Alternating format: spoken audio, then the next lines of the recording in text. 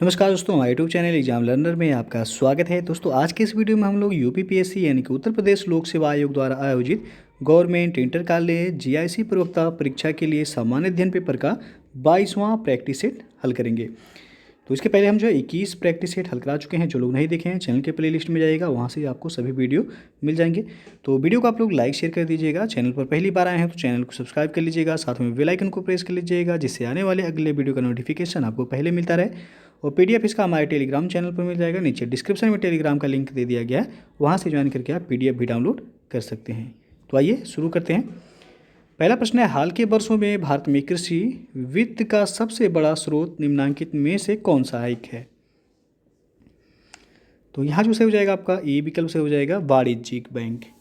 हाल ही के वर्षों में देखा जाए तो ऋणों में विभिन्न संस्थाओं के योगदान का क्रम देखा जाए तो वाणिज्यिक बैंक का जो है पहला स्थान है। उसके बाद दूसरे पे है सहकारी बैंक और तीसरे पर जो है क्षेत्रीय ग्रामीण बैंक। तो यहाँ पे ए ऑप्शन से हो जाएगा।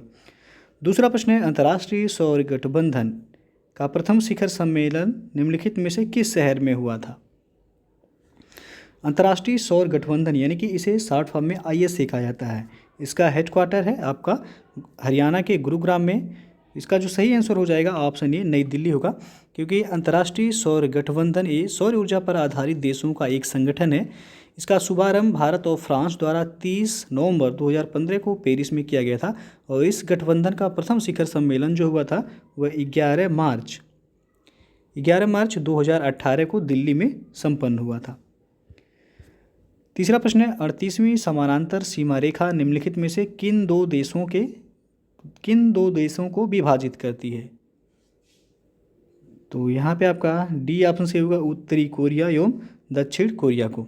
38वीं समानांतर या इसे उत्तरी अक्षांश सीमा रेखा भी कहते हैं, उत्तरी कोरिया एवं दक्षिण कोरिया को अलग करती है।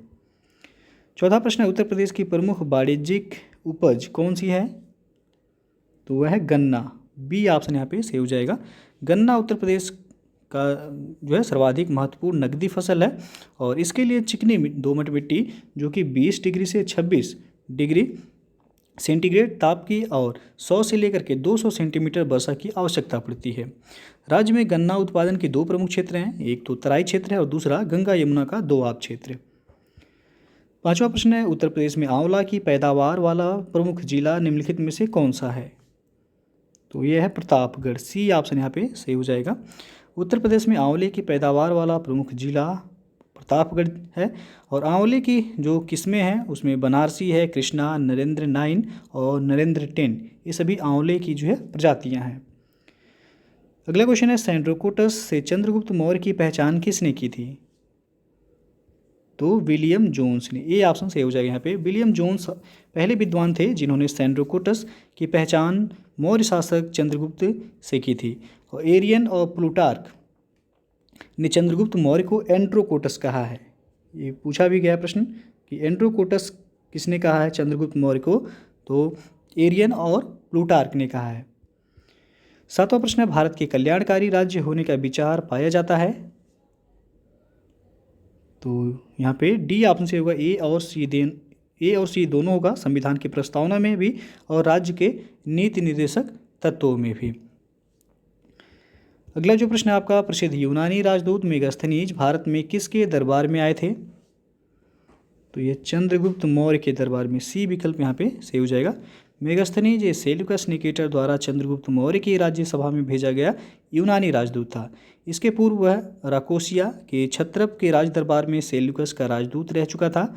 मेगास्थनीज ने काफ़ी समय तक मौर्य दरबार में निवास किया और भारत में उसने जो कुछ भी देखा सुना उसने इंडिका नामक अपने ग्रंथ में जो है लिपिबद्ध किया।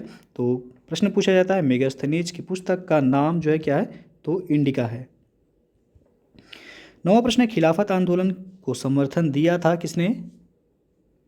तो यहाँ डी ऑप्शन से हो जाएगा, गांधी जी ने।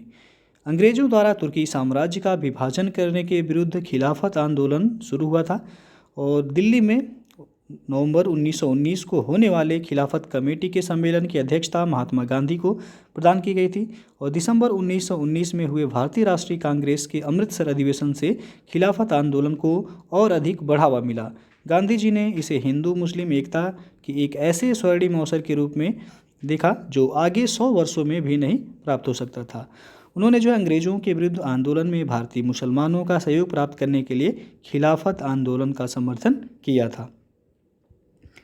अगला प्रश्न है, निम्न में से किसे भारतीय संविधान का संघीय लक्षण नहीं माना जाता है? तो एकहरी नागरिकता है, सी ऑप्शन सी हो जाएगी। एकहरी नागरिकता भारत के संविधान का संघीय लक्षण नहीं है। भारतीय संविधान में एकात्मक और संघात्मक दोनों ही विशेषताएं मौजूद हैं। भारतीय संविधान के संघात्मक लक्षणों में लिखित संविधान, कठोर संविधान, केंद्र तथा राज्यों में शक्तियों का विभाजन, न्यायपालिका की सर्वोच्चता एवं स्वतंत्रता, द्विसदनीय विधानमंडल, ये सभी हैं।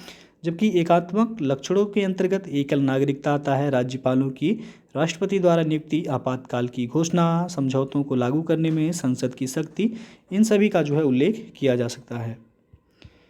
11वां प्रश्न है, निम्नलिखित में से किस मुगल सम्राट ने अंग्रेजों को बंगाल में शुल्क मुक्त व्यापार की सुविधा प्रदान की थी?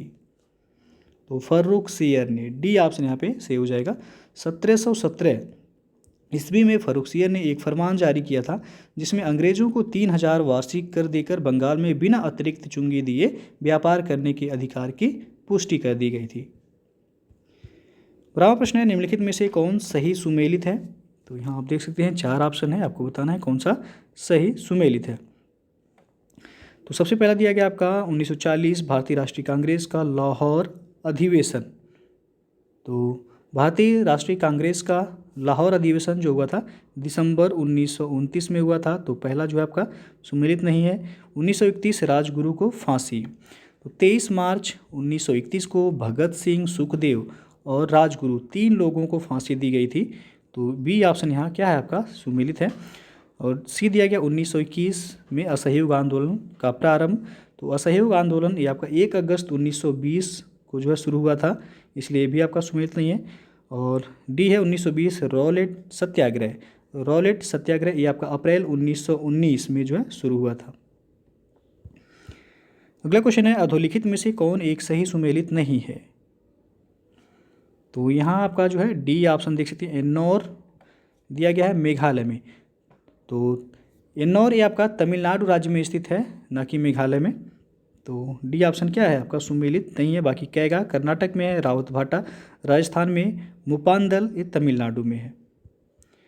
14वां प्रश्न है, भारतीय राष्ट्रीय ध्वज में चक्र किसका प्रतीक है? तो ये न्याय का प्रतीक है, बी विकल्प से हो जाएगा। भारतीय राष्ट्रीय ध्वज में सफ़ेद पट्टी के बीच में नीले रंग का चक्र है जिसका प्रारूप सारनाथ में अशोक के सिंह स्तंभ पर बने चक्र से लिया गया है। इसमें जो है 24 तीलियां हैं, यह न्याय का प्रतीक माना जाता है। 15वां प्रश्न है, राष्ट्रपति का रिक्त स्थान भर लिया जाना चाहिए 6 माह में। बी ऑप्शन जो है सही हो जाएगा। यहाँ पे संविधान के अनुच्छेद 62(1) में जो है कहा गया है कि राष्ट्रपति की पदावधि की समाप्ति से हुई रिक्ति को भरने के लिए निर्वाचन पदावधि की समाप्ति से पहले ही पूर्ण कर लिया जाए।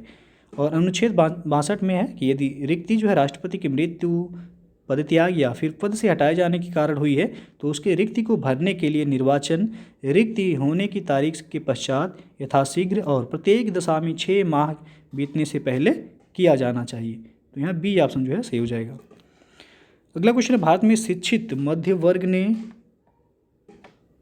तो यहाँ सी ऑप्शन से होगा कि 1857 के विद्रोह से तटस्थता बनाए रखी थी। 1857 के विद्रोह में शिक्षित वर्ग ने कोई रुचि नहीं ली थी, जो इस महासमर की असफलता के प्रमुख कारणों में से एक है। विद्रोही जिस प्रकार अंधविश्वासों का उपयोग करते या प्रगतिशील सामाजिक उपायों का विरोध करते थे। तो यहाँ पे जो है आपका सी ऑप्शन सही हो जाएगा। 17वां क्वेश्चन है, कूका आंदोलन को किसने संगठित किया था? तो गुरु राम सिंह ने, सी ऑप्शन यहाँ पे सही हो जाएगा। कूका आंदोलन की शुरुआत 1840 ईस्वी में भगत जवाहर मल द्वारा की गई थी। इन्हें मुख्यतः जो है सियान साहब के नाम से पुकारा जाता था और इनका उद्देश्य सिख धर्म में प्रचलित बुराइयों और अंधविश्वासों को दूर कर इस धर्म को शुद्ध करना था, किंतु बाद में ये राजनीतिक आंदोलन में परिवर्तित हो गया जिसका नेतृत्व राम सिंह ने किया था। और 1872 ईस्वी में इस आंदोलन के नेता राम सिंह को रंगून निर्वासित कर दिया गया, जहां पर उनकी 1885 ईस्वी में मृत्यु हो गई थी। तो यदि पूछा जाए कूका आंदोलन जो है की शुरुआत किसके द्वारा की गई थी, तो ये भगत जवाहर मल के द्वारा शुरू किया गया था। लेकिन कूका आंदोलन को किसने संगठित किया था, तो गुरु राम सिंह ने। 18वां प्रश्न है, सूची 1 को सूची 2 के साथ मिलान करना है और कोड के माध्यम से बताना है कौन सा विकल्प सही हो जाएगा यहाँ पे। तो एक तरफ जो है आपका दिया गया है पर्वत श्रेणी और दूसरी तरफ पर्वत का प्रकार दिया गया है। तो आल्पस ये किस प्रकार का जो है पर्वत है, तो वलित पर्वत है ये। तो ए का हो जाएगा यहाँ पे तीसरा। पोस्जेज ये आपका भ्रंशोत पर्वत है, तो बी का हो जाएगा पहला। विंध्य पर्वत श्रेणी ये आपका अवशिष्ट पर्वत है, तो सी का हो जाएगा चौथा। और फ्यूजियामा ये आपका ज्वालामुखी पर्वत है, तो डी का हो जाएगा दूसरा, यानी कि 3 1 4 2। तो आप देख सकते हैं विकल्प बी जो है सही हो जाएगा यहाँ। अगला क्वेश्चन है, निम्नलिखित में से कौन सा एक भारतीय संविधान का दर्शन नहीं है? तो यह है साम्यवादी राज्य। डी ऑप्शन यहाँ पे सही हो जाएगा। भारतीय संविधान में कल्याणकारी राज्य, समाजवादी राज्य और राजनैतिक समानता या न्याय, पंथ निरपेक्षता, लोकतंत्रात्मक गणराज्य, ये सभी जो है दर्शनों को आत्मसात किया गया है, किंतु साम्यवादी राज्य के दर्शन का उल्लेख संविधान में नहीं किया गया है। समाजवादी राज्य एवं राजनैतिक समानता यानी कि न्याय का उल्लेख में उद्देशिका में मिलता है।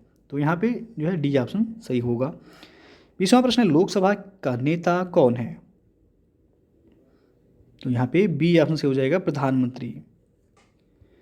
और अगला जो क्वेश्चन है, सतत विकास के लिए आवश्यक है, तो यहाँ डी ऑप्शन से हो जाएगा उपयुक्त सभी। सतत विकास के लिए जैविक विविधता का संरक्षण, प्रदूषण का निरोध एवं नियंत्रण तथा निर्धनता घटाना सभी आवश्यक हैं। अगला जो प्रश्न है, विशाखा गाइडलाइंस किससे संबंधित है? तो यह महिला सुरक्षा से संबंधित है, सी ऑप्शन से हो जाएगा। 1997 में सर्वोच्च न्यायालय के निर्देश पर भारत में कार्यस्थल पर महिलाओं के यौन उत्पीड़न को रोकने और उसके निवारण के लिए विशाखा गाइडलाइंस तैयार किया गया।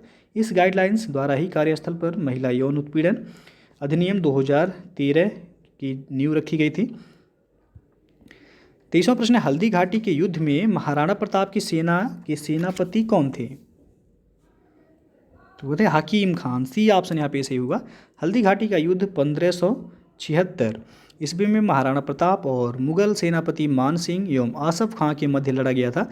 राजपूत योद्धाओं के अलावा राणा प्रताप की सेना के अग्रभाग का नेतृत्व अफगानों की एक टुकड़ी के साथ हकीम खान सूर कर रहा था और राणा की सेना में भीलों की भी जो है एक छोटी सी टुकड़ी शामिल थी और यह राणा की मुगलों के साथ आमने सामने की आखिरी मुठभेड़ थी।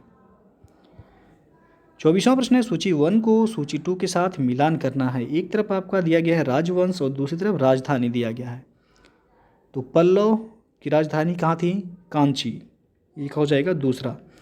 पांड्य की राजधानी मदुरै, तो बी का हो जाएगा तीसरा। यादव की राजधानी देवगिरी थी, सी का हो जाएगा चौथा। काकतीय राजवंश की राजधानी जो थी वारंगल, यानी कि डी का हो जाएगा पहला। 2 3 4 1।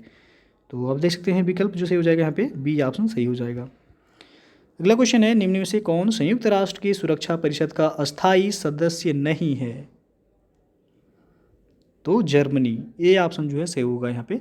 संयुक्त राष्ट्र संघ की सुरक्षा परिषद में कुल 15 सदस्य होते हैं, जिनमें 5 सदस्य जो होते हैं वह अस्थायी सदस्य होते हैं, जिनमें चीन है, फ्रांस है, रूस, ब्रिटेन और संयुक्त राज्य अमेरिका है।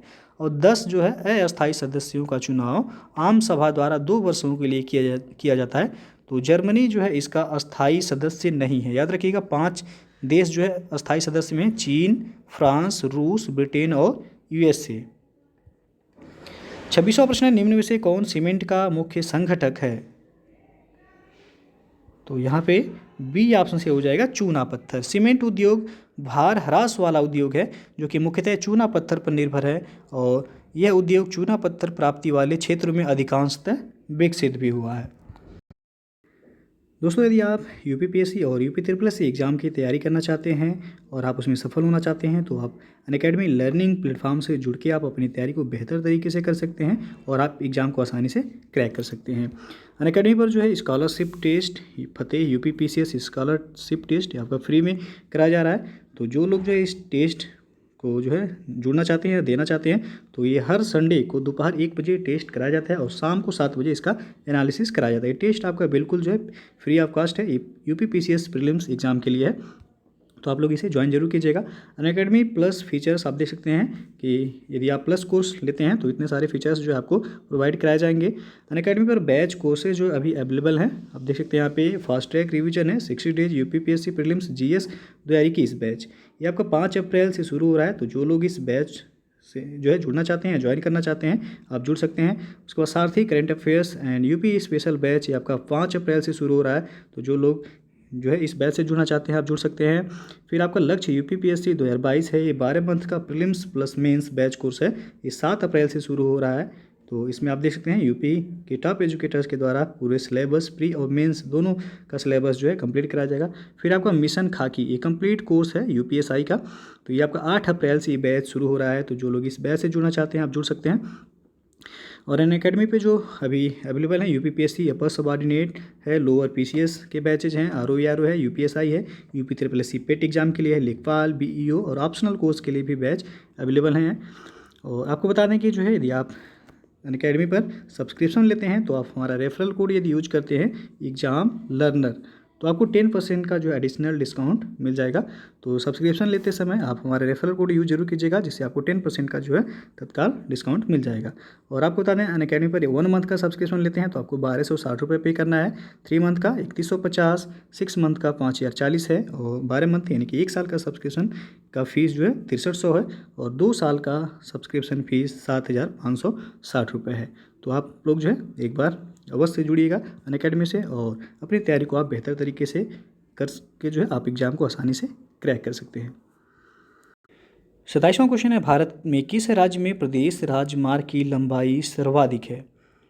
तो स्टेट राजमार्ग पूछा गया है, स्टेट हाईवे, तो महाराष्ट्र हो जाएगा, डी ऑप्शन सही होगा। 28वां क्वेश्चन है, निम्नलिखित युग्मों में से कौन सा सुमेलित नहीं है? तो यहाँ आप देख सकते हैं सी ऑप्शन दिया गया, भारत इलेक्ट्रॉनिक्स लिमिटेड नोएडा, ये आपका गलत है। भारत इलेक्ट्रॉनिक्स लिमिटेड जो है ये गाज़ियाबाद में है, उत्तर प्रदेश के गाज़ियाबाद में। इसकी जो है कई इकाइयां हैं जो कि अदर स्टेट में है, लेकिन उत्तर प्रदेश में आपका गाज़ियाबाद में पड़ता है, ना कि नोएडा में। और डीजल लोकोमोटिव ये वाराणसी में है, इंडियन टेलीफोन इंडस्ट्री रायबरेली और नैनी 2 जगह हैं उत्तर प्रदेश में। तेल शोधन कार्य मथुरा, सभी जो है सुमेलित हैं, सी ऑप्शन आपका सुमेलित नहीं है। 29वां क्वेश्चन है, कौन सही सुमेलित नहीं है यहाँ पे?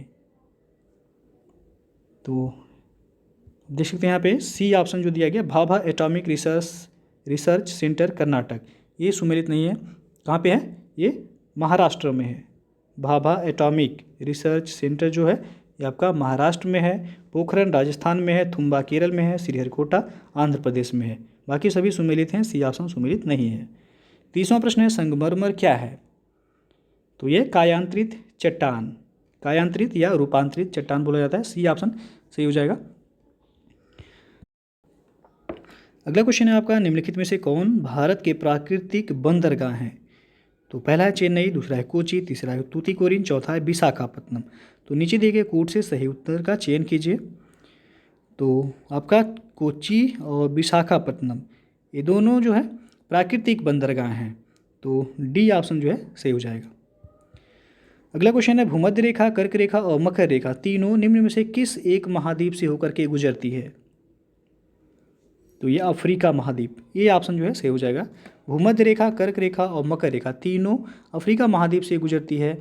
दक्षिण अमेरिका महाद्वीप से भूमध्य रेखा और मकर रेखा गुजरती है। 33वां प्रश्न है, भारत की स्वर्णिम चतुर्भुज परियोजना जोड़ती है किसको? तो ये दिल्ली, मुंबई, चेन्नई और कोलकाता को, ये ऑप्शन जो है सही हो जाएगा।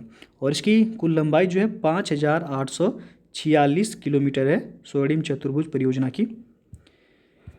अगला क्वेश्चन है, सुमेलित कीजिए। तो ये यहाँ आप देख सकते हैं, और कोड के माध्यम से बताना है कि कौन सा विकल्प जो है सही हो जाएगा। तो खेतड़ी ये आपका तांबा के लिए प्रसिद्ध है, झरिया ये आपका कोयला के लिए प्रसिद्ध है, सिंहभूम जो है आपका लोहा के लिए प्रसिद्ध है। तो ए का हो जाएगा दूसरा, बी का हो जाएगा तीसरा, सी का पहला, 2 3 1, तो 2 3 1 सी ऑप्शन जो है सही हो जाएगा। 35वां क्वेश्चन है, निम्नलिखित में से कौन सी दक्षिण अटलांटिक महासागर की शीतल धारा है, यानी कि ठंडी धारा है? तो वह बेंगुला, बी ऑप्शन सही हो जाएगा यहाँ पे। दक्षिण अटलांटिक महासागर में एकमात्र ठंडी जल धारा बेंगुला धारा प्रवाहित होती है, और यह दक्षिण अफ्रीका के पश्चिमी तट के सहारे उत्तर दिशा में प्रवाहित होती है। 36वां क्वेश्चन है, निम्न में से कौन एक भारत की सबसे पुरानी तेल शोधन इकाई है? तो यह डिगबोई। डिगबोई जो है आपका ये असम में है ये, और ये 1901 में जो है शुरू हुआ था। कोयली गुजरात में है, ये आपका 1965 में शुरू हुआ था। हल्दिया पश्चिम बंगाल में है, 1975 में शुरू हुआ। मथुरा उत्तर प्रदेश में ये 1982 यानी कि 1982 में शुरू हुआ। तो सबसे पुराना जो है यहाँ डिगबोई हो जाएगा, असम। 37वां क्वेश्चन है, किस महाद्वीप में एटलस पर्वत स्थित हैं? तो यह होगा अफ्रीका महाद्वीप में। बी ऑप्शन से हो जाएगा। एटलस पर्वत अफ्रीका महाद्वीप के मोरक्को, अल्जीरिया एवं ट्यूनीशिया देशों में विस्तारित है। और 38वां क्वेश्चन है, सूची 1 को सूची 2 के साथ मिलान करना है और कोड के माध्यम से बताना है कौन सा विकल्प सही होगा। तो एक तरफ देश है, दूसरी तरफ राजधानी दिया गया है।